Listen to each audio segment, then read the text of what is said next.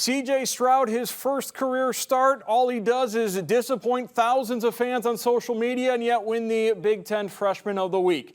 Tony Gerdeman from Buckeye Scoop joins us now. And Gerd, you're a braver soul than I am. You wage into that social media warfare every day. And during the game on Thursday night, it was not pretty during that second quarter.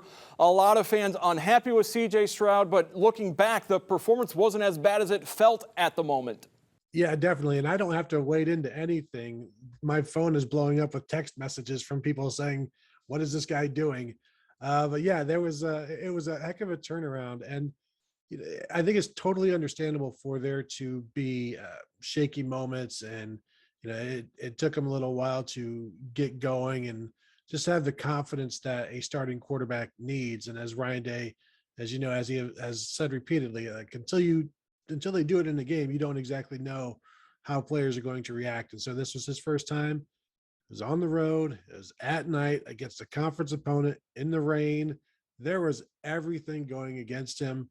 And so, yeah, a little bit of a slow start, but he bounced back. And overall, when you look at it, 290 some yards passing, 4 touchdowns, 1 interception. There's a lot to like there. I think what the coaches would have liked is to have more opportunities to do stuff, but only 48 plays on offense. You didn't get a lot of opportunities to do things, but he closed strong, and I guess that's what you want your quarterback to do most, right? And that was one of the overriding themes from Ryan Day on Tuesday, is the fact that they only had 40-some plays, 40-some gradable plays offensively because they had so many big plays. And I think you look at the running back situation, because they had so few plays, didn't really get into a good rotation. So we didn't necessarily learn anything other than what we already knew, that Mayan Williams and Travion Henderson can hit some home run balls and Master Teague's going to be consistent for you, but we don't really know what that pecking order is going to be, and hopefully maybe against Oregon this week we'll have a better idea.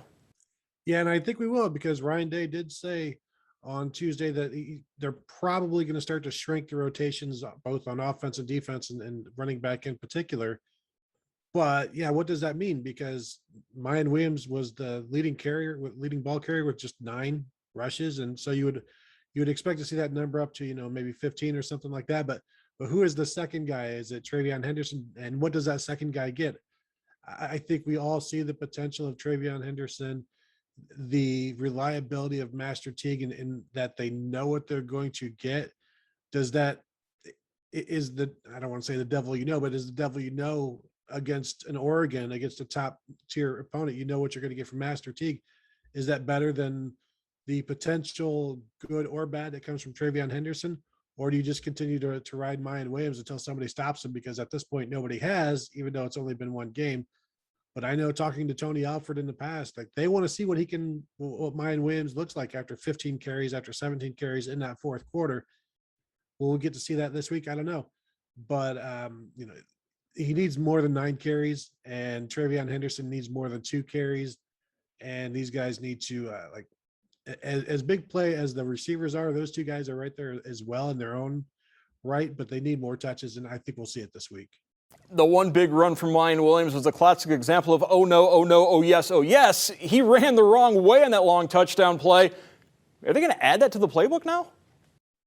May as well, right? I guess there's one way to keep teams from scouting you properly is to do things improperly on offense. And if you do something that is always one way, and that's where the defense is looking for it, I guess it's a self counter right there. But hey, what is it? Chance favors the prepared mind, or something of that nature. I guess chance favors the prepared feet of Mayan Williams, and you saw him. I mean, there was nobody there, so it sure looked like a heck of a schemed up play on Ohio State's part. There's nobody on that side. And maybe he should have just chalked it up to outstanding vision instead of a mistake. Let's talk about defense for the Buckeyes. Minnesota put in some packages with not just a massive offensive line, but 6 or 7 offensive linemen on the field at several points in time. Running behind that offensive line, could you expect the Buckeye front 7 to be able to do much when they were going up against a lot of beef? Is that going to be a concern going forward? It didn't seem like they expect Oregon to do the same thing. However, coaches are copycats, and if Minnesota had success against it, one could argue, like, how much success did they actually have? I mean, they did end up putting 31 points on the board, but you also have to balance that with, well, we don't want to get out of doing what we do. And so there's a little bit of that, but it was interesting to hear from Kerry Combs and Ryan Day both talking about that and how they felt like the refs weren't giving them enough time to substitute and get set. And so I think every Sunday or Monday, coaches send complaints and tapes into the Big Ten office. I wonder if that's one of the things they will do. But yeah, just the matching of personnel against Minnesota caused some issues. So you wonder if Oregon does some similar things. I just, like I said, I think they just have to weigh getting out of what we do versus this worked once. Will it work again if Ohio State has to prepare a little bit for it? Because at this point they've seen it. So you wonder if the diminishing returns aren't even worth trying it again. One last thought on that Minnesota game, speaking about the officiating, targeting has been a major topic this last week, and apparently today the Big Ten told Minnesota there should have been a targeting call in that fourth quarter that ended up not being called targeting. They say it should have been targeting. That is the play that caused a fumble. The game was decided at that point, but that's just one more example of this targeting rule impacting a game. Yeah, and I asked Lathan Ransom, who delivered that hit after the game, like, because they were reviewing it, and on television watching the replay from the press box, it said targeting review. And I asked him, like, did you expect to be thrown out? Did you think you're going to be thrown out? Because that was pretty clearly targeting. And he said, he never thought about it because he led with his shoulder and he wasn't concerned about it. And I'm thinking, boy, I mean, again, who actually knows what targeting is? I don't. If the refs and the replay can't even get targeting right, and the Big Ten says, well, that should have been targeting, to argue about it, like, may as well do a coin flip every time. That way there's nothing to argue about. Well, that's how the coin said. It said targeting.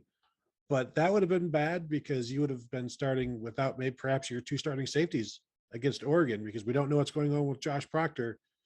And then Lathan Ransom would have been out for that first half. And that's not exactly the offense you want to face with a couple of safeties tied behind your back. So yeah, I did think he was gone. I was surprised that he wasn't.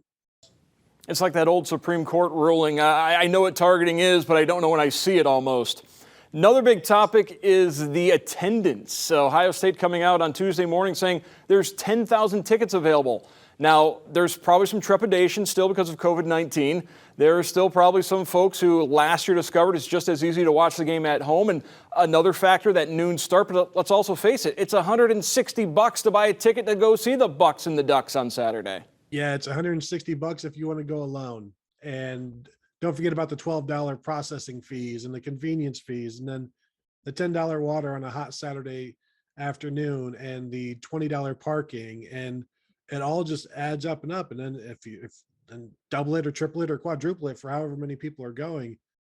And at some point there had to be a breaking point, and maybe this is it. And we've seen there aren't often many games at Ohio State under 100,000. We've had it a couple times recently with some weather stuff, and of course, obviously, last year. But yeah, $160 on the not the non-resale market just out of Ohio State, and then around that same for resale, and then obviously higher and higher the better seats you get. But I think last year taught a lot of people they can live without going to the games, and it's not that bad sitting at home and eating your own food and drinking your own beverages and being without a bunch of rowdy people around you. And so that was, I think they lost some people who are never going to come back because they realized, oh, I can live without this. And part of that 160 is this dynamic pricing model. This is the marquee matchup for Ohio State this year. And on paper, it should be. You got the Oregon Ducks, who are ranked 12th. Ohio State is ranked 3rd. Big Ten against Pac-12. On paper, this is the type of intersectional showdown we want each and every season. Yeah, it is. And it's strange that there isn't.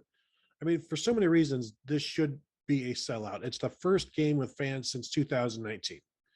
That alone, people should be clamoring to get back into the stadium. And right now, if you want to go, anybody can go. Like, all you have to do is show up to the stadium a couple hours before game and buy a ticket. And it's a little surprising that there's that many. Now, it's rare for an Ohio State game to go to sell out, simply because, I mean, that's the way things have been moving over the last 5-10 years with television, the product being so good and your TVs being so good and the prices of everything going so high. But it would. I know Ryan Day was almost pleading, and Ohio State is almost begging people to please come to this game Ryan Day said it. They need fans to be an advantage. They need to create some situations where the Oregon offense can't hear, where they need to go to silent counts. That is all an advantage for Ohio State. And you can probably get that advantage with 90,000, but they'd rather have it with about 103,000. In many ways, this is the Chip Kelly Bowl, as Chip Kelly built the Oregon program, and Ryan Day very much a Chip Kelly protege. So there's going to be some interesting subtext, even though that Chip Kelly is now at UCLA. Ryan Day saying he talks to Chip Kelly on a regular basis still. Yeah, he said they talked yesterday. They have summer homes across the street from each other, and their wives are very good friends. And you could hear it on when Ryan Day was talking about him on Tuesday, just the reverence and love he has for Chip Kelly, and how Chip Kelly tried to get him to come to Oregon when Chip was out there, and at the time Ryan, living on the East Coast, a young coach, had a young son and another baby on the way, and it was just too much to go all the way out there. And Chip told him, don't worry, that's why I love you, because you love your family. We'll coach again. We'll coach together someday. And it ended up, I don't know, a decade later or whatever with San Francisco. But yeah, those two guys, the reverence that Ryan Day has for Chip Kelly, and Chip Kelly, I don't want to, he didn't build the program, but he took them to new heights. And now Mario Cristobal's trying to get them back there. And I think he's doing it the right way. He's certainly recruiting well, and they're building the lines. But yeah, Day is certainly a fan of Chip Kelly. And it's always interesting to watch coaches talk about the coaches that mean the most to them. And you can tell that's Chip Kelly for him. Ohio State has never lost to Oregon. Will that change on Saturday afternoon? No, I don't think so, because I think Ohio State does a lot of what gives Oregon trouble. And Oregon has some issues with the pass defense. And I think as long as they protect CJ Stroud, now a lot of that will depend on Kayvon Thibodeau, the Oregon All-American defensive end, who was a terror against Fresno State and then got injured and rolled his ankle. So I think regardless of whether he's there or not, I think Ohio State wins. It's just by how much is maybe dependent upon whether Thibodeau is healthy or not. Tony, before I let you go, let's tell the folks about some of the great features in the BuckeyeScoop.com. You guys have been killing it, been around for a little over a year at this point. Got some exciting things on the horizon for BuckeyeScoop.com as well. Yeah, BuckeyeScoop.com, that's where it's at. You can become a member for an annual or monthly subscription fee, or we also have plenty of free stuff on the site as well, and all kinds of updates about all kinds of stuff with this week, with the Oregon game this week. But yeah, tons of video, tons of podcasts, tons of written content as well. And then we have a message board that people love, and that's where the some of the premium stuff gets laid out, the insider reports and things like that. So try to be an all-encompassing community for Ohio State fans. And it's been a good time. Most people say don't start a football website during a pandemic when football almost gets canceled, but don't believe them when they tell you that. All right, thanks, Gerd. Yeah, have a good one.